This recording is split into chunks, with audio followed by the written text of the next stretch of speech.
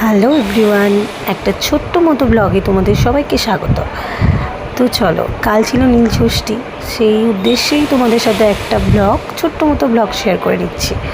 তো এটা আমাদের দোলতলা মাঠ, এখানে একটা মন্দির আছে, এটা আমাদের গ্রামেরই মন্দির। দেখো মন্দিরটা খুব সুন্দর, মন্দিরের ভিতরে ঠাকুরগুলো আরও সুন্দর। তো আমরা মা এই ডালা নিয়ে চলে যাচ্ছে ডালা দিতে। তো অনেকটা দূর থেকে, মানে অনেক গ্রামের একটু ভিতরেই, তাই আমরা চলে এসেছি আমি আর আমার মা।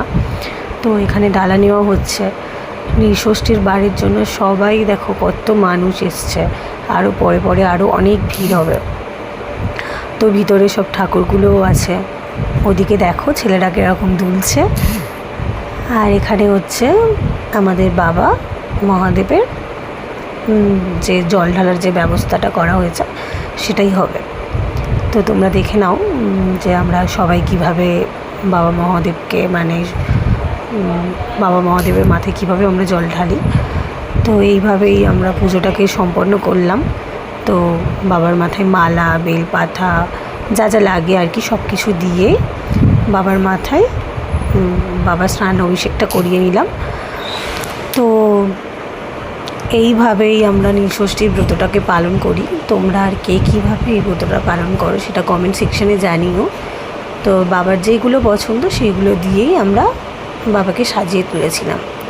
ধূপ মোমবাতি দিয়ে আরতি করা হলো, করে প্রণাম সহযোগে বাবাকে প্রণাম করা হলো। তো এইভাবেই আমরা নীলষষ্ঠীর ব্রতটা পুজো করলাম। তারপরে আমাদের অঞ্জলির পর্ব আছে, তো সবাই এলে আমাদের একটা টাইম দেওয়া আছে। তো সব জায়গায় এই ব্রতটা, মানে সন্ধেবেলা নীলের বাতিটা দেওয়ার একটা নিয়ম আছে, কিন্তু মানে আমাদের এখানে সকাল থেকেই প্রায় জল ঢালার ব্যবস্থাটা আছে, মানে সকাল থেকেই সবাই জল টল ঢেলে দিতে পারে।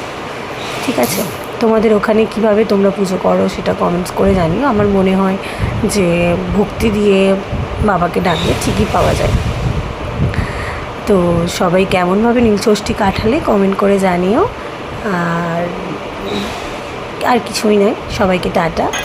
এখানে আমি আমার ব্লগটিকে শেষ করলাম। সবাইকে টাটা।